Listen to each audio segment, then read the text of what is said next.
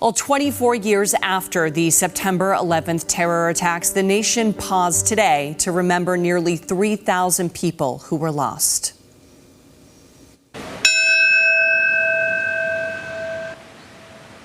World Trade Center site, crowds gathered to hear the names of those who died when the Twin Towers fell. In Virginia, there was a memorial service at the Pentagon in honor of the 184 service members and civilians killed there. And there was a ceremony in Shanksville, Pennsylvania, in the field where Flight 93 crashed.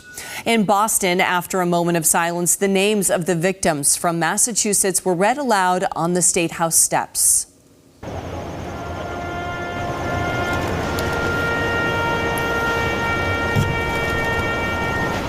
Joseph A. Lenahan, and our uncle, John Brett Cahill.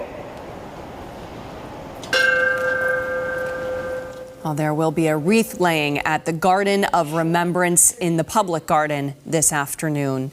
And many spend this day finding ways to help their community, as WBZ's Anna Myler shows us.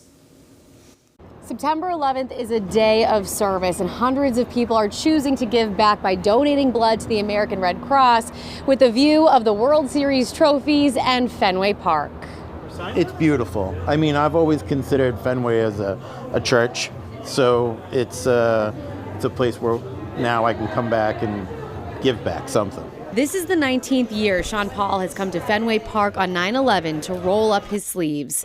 One arm is donating blood, the other bears the words, "Never forget." I think it was a day that we all came together, and that's the thing that I remember the most. The American Red Cross holds this blood drive every year in memory of those who lost their lives in the September 11th attacks.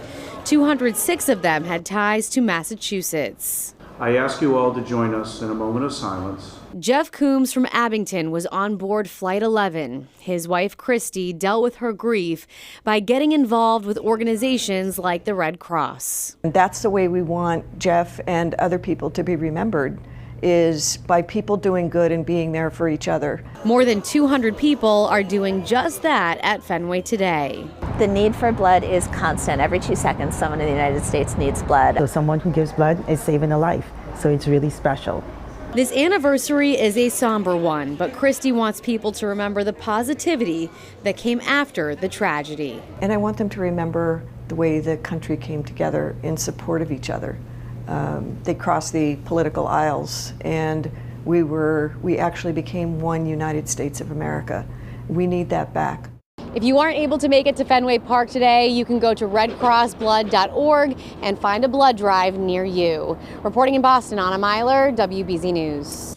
Well, every year on September 11th, Massachusetts honors bravery with the Madeline Amy Sweeney Award. And this year's recipients are Jesse Winnicor and Jason Papa, two Everett Department of Public Works employees. In July of last year, they helped to rescue 14 people from a burning building before first responders arrived at the scene.